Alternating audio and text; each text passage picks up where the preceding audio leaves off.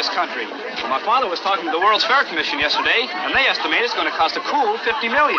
That's a lot of kale. Oh, I can hardly wait to see what they've done to Skinker Swamp. Yes, it must look like a fairyland. Oh, no, wait, not quite. It's still a little rough.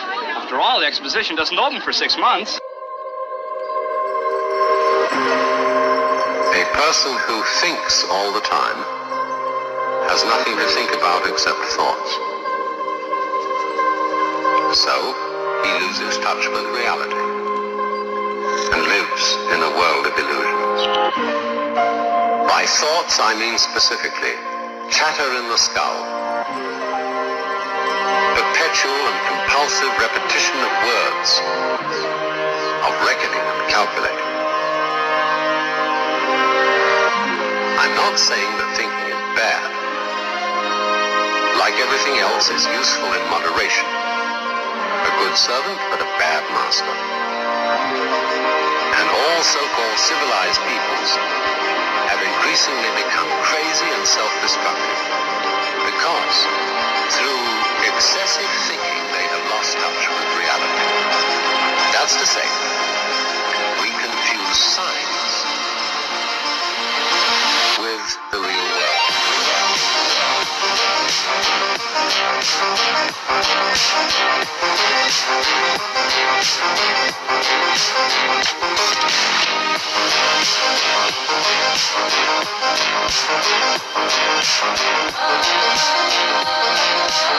This is the beginning of meditation.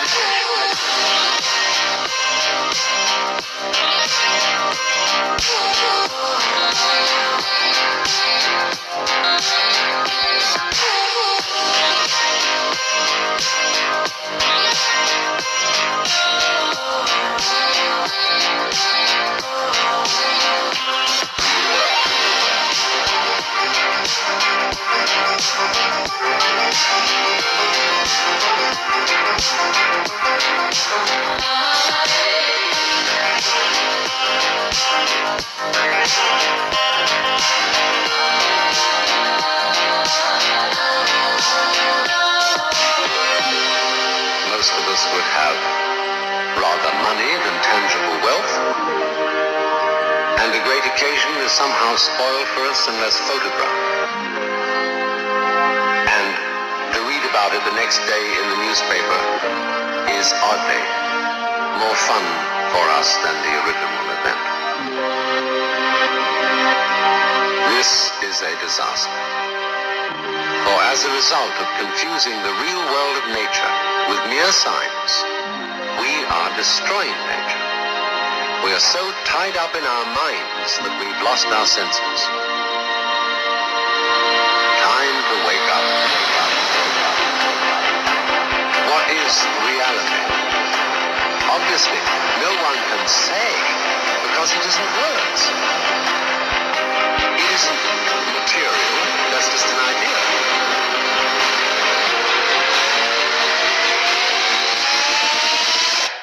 Reality is...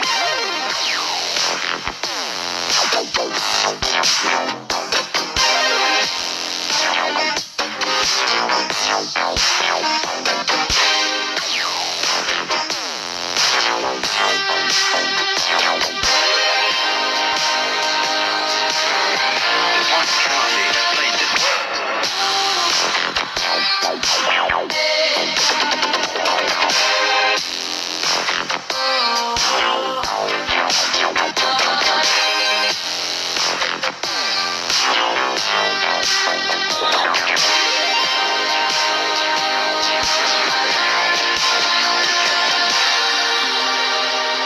I'm not trying to put you down.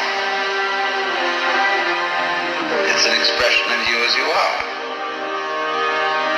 One must live. We need to survive, to go on. We must go on.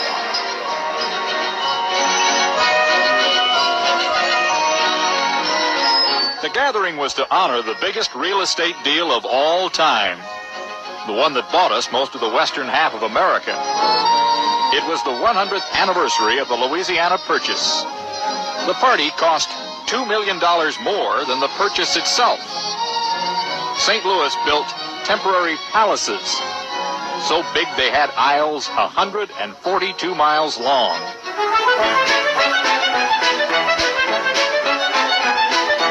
There was a Ferris wheel that moved 2,000 people in one revolution. A cowboy got married in one of the cars on horseback. The St. Louis World's Fair was and is the largest ever constructed. There were no scale models. Complete working factories were built within. This World's Fair was something more than just a showcase for industry. It was a university of man. They introduced the hot dog that summer, and the hamburger, and iced tea, and a solar heater, and the ice cream cone. This was the first World's Fair to contend with automobiles. Dozens of drivers chased the Olympic marathon runners. The winner forfeited first place when it was found he had thumbed a ride. The runner-up was sponged down with water from a Stanley steamer automobile. Several contestants were overcome with gas fumes, and one man was chased off course by a pack of dogs. But he crossed the finish line unaided. The dogs were no doubt touchy over some of the new neighbors. Fair planners had invited a whole tribe of headhunters who promised not to ply their craft as long as they could eat dogs. When folks found out the St. Louis Pound was providing dinner, there were protests. The chief didn't care much for the newfangled hot dogs the fair sent over, and he said so in a letter to Judge William Howard Taft. The dog pound meal service was restored. The chief was happy. He invited Taft to dinner. Taft declined. The headhunters were part of a pavilion billed as the story of civilization. There were pygmies and Patagonian giants, entire villages with all the building materials to recreate homes. The chief of the headhunters, flushed from his victory on that little matter of supper, would not climb his tree until he got a telephone in his hut. Had they delivered pizza on the grounds, he'd probably still be there. President Roosevelt's favorite exhibit was a 20-foot stick of butter, carved to look like him. Others liked the life-size bear made of prunes. In 1904, people were fascinated by war. There were battles all over the park. The fight for Santiago had men riding in miniature ships, blasting away at each other. The Boer War was fought every afternoon with fellows who had been in the original on both sides. This time, the dead and the dying got up, shook hands, and marched off for a beer. We all learned from each other that summer. A tribe called the Negritos endeared themselves to fairgoers when a plague of sparrows covered the trees. There was some concern from the ladies of fashion. The sparrows were dead shots. Fortunately, so were the Negritos. For people who lived in St. Louis, the experience of a lifetime was just a streetcar ride away. Edmund Philibert was a 30-year-old St. Louis carpenter who went to the fair 28 times, each night meticulously recording his experiences. I made my 23rd visit to the fair today. We stopped at the wireless telegraph station. They could send messages to Chicago and several other places. After lunch, we went to the baby incubators. One baby was as small as a doll. Its hand was about as big as my thumb. We went to the Chinese village next and saw the fire eater perform the same tricks as usual. It cost 50 cents to get into the fair, and more after that for food and different attractions, especially along the pike, the long strip of sideshows and rides where the real fun was. The dancers, the magicians, the fun houses. There was something for everyone. Showcasing amazing machinery and architecture and engineering of giant parcels of land in a very early time period. And in this particular example, in St. Louis, we initially have a St. Louis exposition followed by a St. Louis World's Fair, an easy transition, and just the number of repurposings that these grounds and buildings undergo is enough reason to raise the eyebrow of even the most unaware. Here we can see, for example, the glorious fairgrounds and site in 1874. In the middle of the Civil War, the fairgrounds were repurposed, and one of the buildings was turned into a massive hospital. Really amazing that they could build all these wonders in such a short amount of time for some of the stupidest reasons, and yet have to repurpose a fair building into a hospital. With the short time frame it took them to build everything in the past, and there seeming to be no shortage of funding or skilled labor, there should be no good excuse given to the repurposing of a building by these people and their narrative from 1850 to 1902. In 1904, they would host the Louisiana Purchase Exposition, a major World's Fair, and after this World's Fair, they would cease to host the annual Agricultural and Technical Exposition. It seems to have been a yearly thing.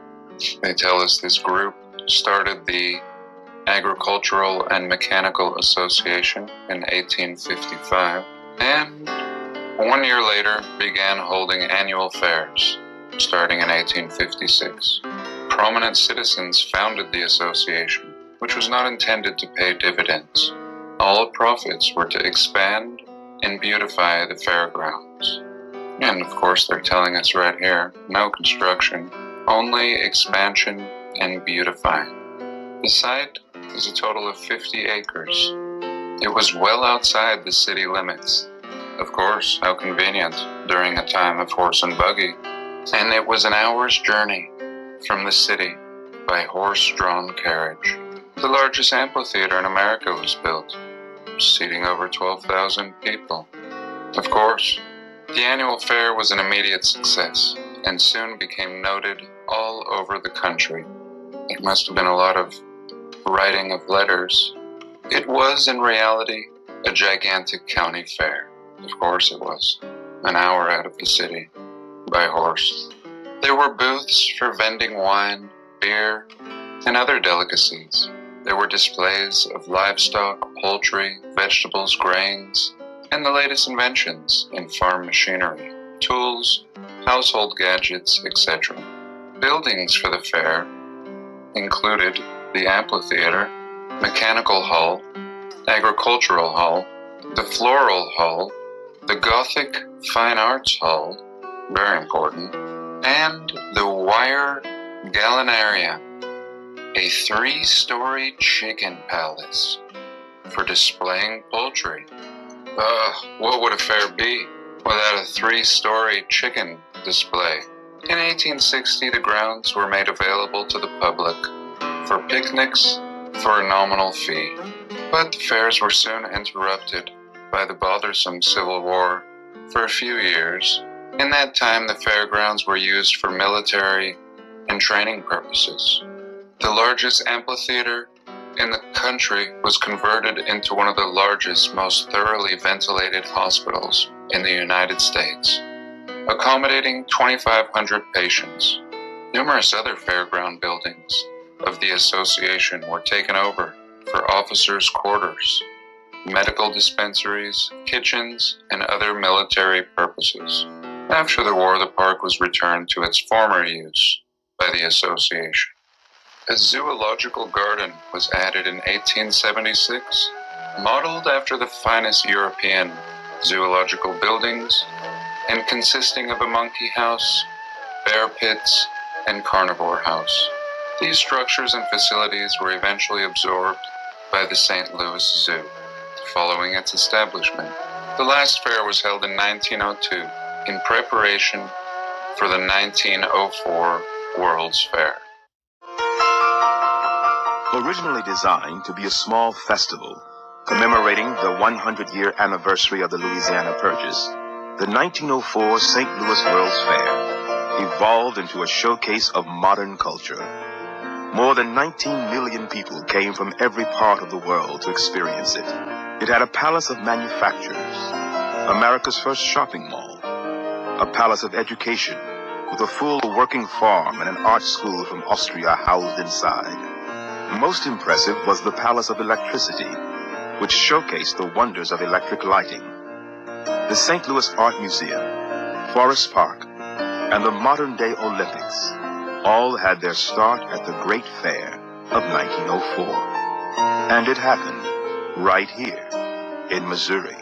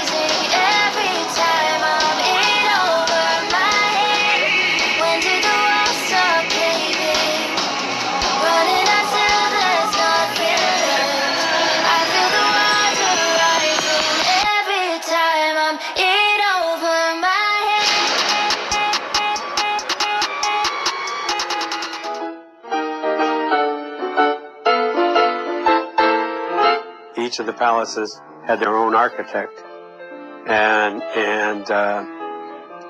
that so that they didn't all look the same. They had originally thought that they would like to have the fair built out of steel and really have permanent structures, but they realized real quickly that it would have taken the entire production of steel for a whole year in the United States to do this. Well, they were made out of a material called staff. It was a combination of jute and plaster and wood, and they were put on a frame, a wood frame, this was a very soft material originally, so that they could mold it and put it up and do things that's why the buildings all look so Logic good. is an enemy and truth is a menace.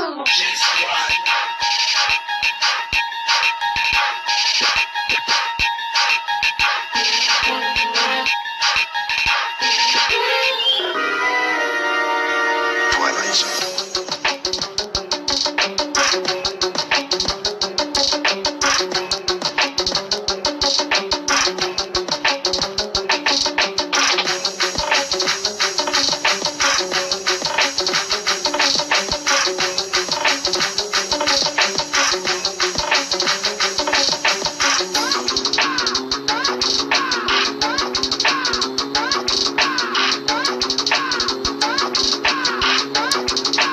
Leads to the future. Twilight Zone.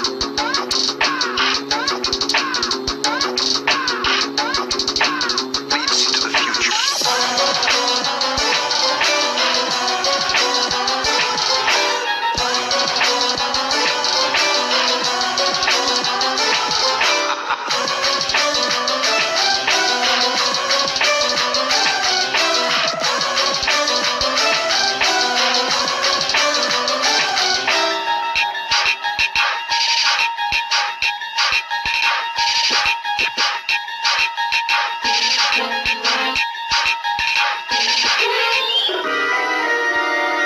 Twilight Zone.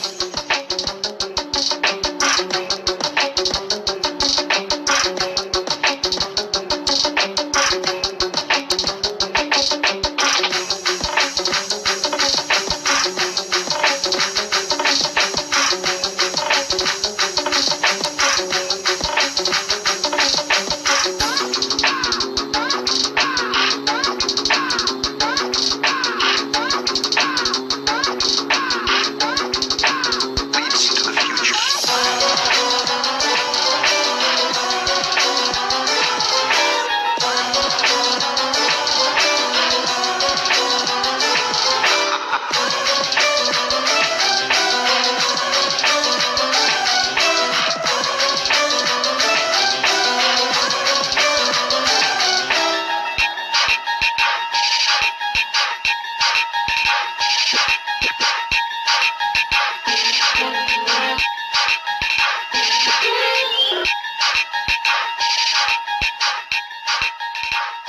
Little look at this fine book. And right from the get-go, one of my favorite buildings here in the hall exhibit, the Festival Hall in Cascades. Very festive indeed. And there's many pictures of this. I don't know why they used this rendering. Probably because it's so unbelievable. This one site and building would not be possible by these people in this time frame on this budget. It's one building. Of course, the Louisiana Purchase Monument. A little extra time and money, totally normal. And here we can see the massive crowd gathering at the base. And who's our little friend up there? I don't know. You can hear a little peek at this monument along this elaborate waterway, fountains, perhaps thousands of columns between all these buildings. And here we have this official photographer, William Rowe, not sure. Here another little angle of this building. The massiveness of this fair. Surely we would expect to see one picture of mixing concrete. Where's all this concrete coming from? It would take years, again, in just this picture, to pour all the concrete. Dig out these lakes, waterways, and plumb all the fountains in, and power them. Super high tech. And the main entrance to the art palace, and these guys are really busy preparing this fair. They were probably responsible for putting these benches here and this picnic table. And the Palace of Education at night. So these temporary, meant to be torn down exhibits were fully powered to the brim, and the trees were already planted. Mind you, that is what I like about this fair, is it was previously the St. Louis Exposition in the 1850s, which creates a contradiction in their story. Most of this was already here for 50 years, and the buildings were built to be temporary. And I used to be an electrician, and the thought of wiring this building with a crew is absolutely overwhelming. Here we see the carnival scene on Grand Basin. Again, any one part of this fair takes the overall budget and time scale we're given. This just never ceases to amaze me. The more I look at these pictures, the clearer it is that we're just seeing a massive inheritance and designation of what was clearly an important part of the realm for an advanced past civilization. And I don't mean to be rude, but these people seem so stupid and childlike, being introduced to things like hot dogs and having nothing to do with architecture like this. And here the Palace of Liberal Arts and the Palace of Machinery, the Palace of Electricity. And here a little look at the corner of that same building. And again the same building at night. The Palace of Manufacturers, looking almost exactly the same. And the Palace of Metallurgy. We can see the people really enjoying themselves down here. Palace of Liberal Arts, with its triumphal arches all over the place.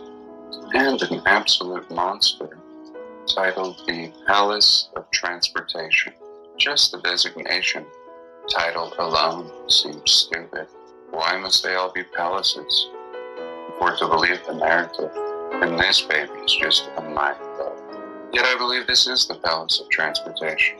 This is some sort of airport or major transportation hub. These bays could house the greatest of modes of transportation. Some giant airships, or zeppelins, or something we know nothing about. And here we see the sunken garden. Some random garden. Why not? May as well complicate things and sink the garden, so you have to excavate more dirt.